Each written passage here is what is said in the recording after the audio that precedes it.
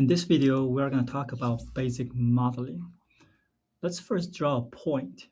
So you can click on the Vector tab, and under the Point panel, click on Construct a Point and place it on the canvas.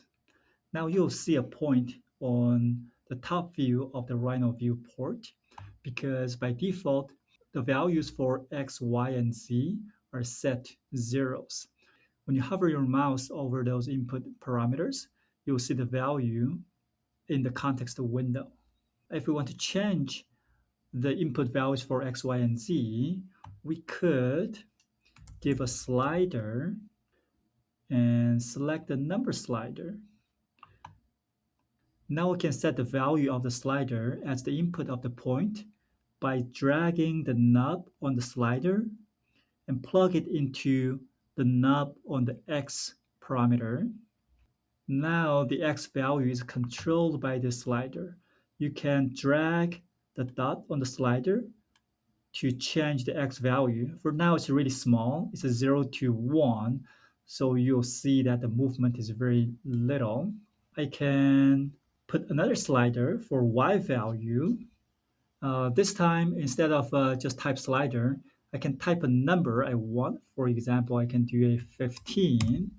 Then this is going to give me a slider that's more than 1. It is actually from 0 to 100 with a value of 15 that I just intended. If I connect this to Y value, I can see that this slider has much wider range.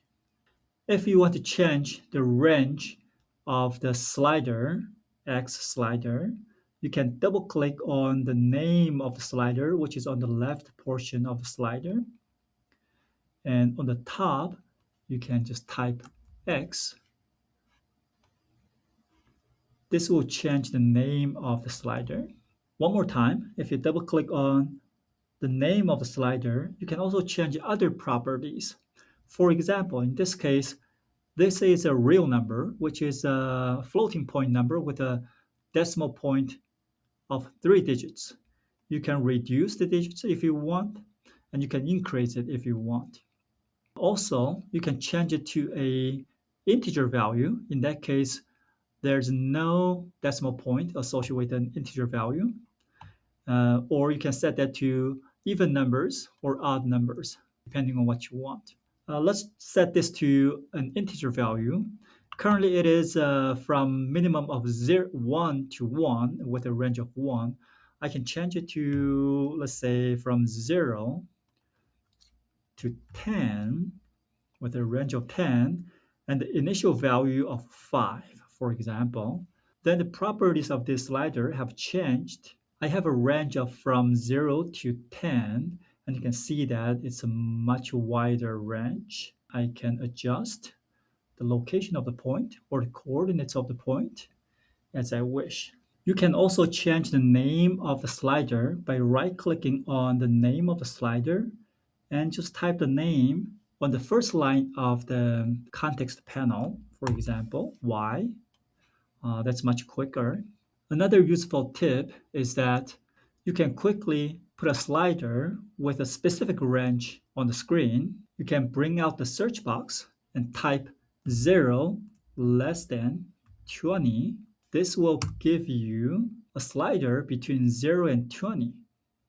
And if you type 0 less than 2.00, this will give you a slider with a 2 decimal point accuracy.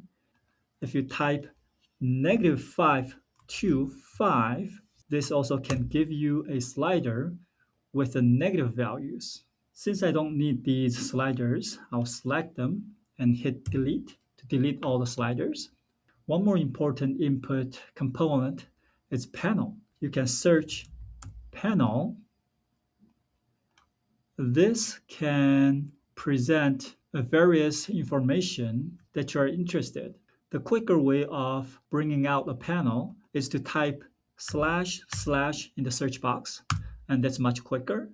Sometimes you can also use a panel as an input, and we'll talk about that later. So these sliders are typical or conventional input parameters. There are also parameters that are placeholders or data holders. For example, when you go to the params tab, there is a geometry panel. You can also put a point parameter or component on your screen. This component is a data holder, meaning that there's no data in this data holder, but you can reference a point from your Rhino screen. For example, if you right click on the component, go to set one point, and click on a point on your Rhino screen, this data holder is referencing to a point in your Rhino space. Now I have 2 points, so I can create a line from these 2 points. You can search line and then place a line component. Make sure that the first one with the hexagonal background, that is a date holder, and this component is actually a line that creates a line between 2 points. So to create a line, you'll need 2 points. So for input point A and B, I'm going to connect the point here with the point here.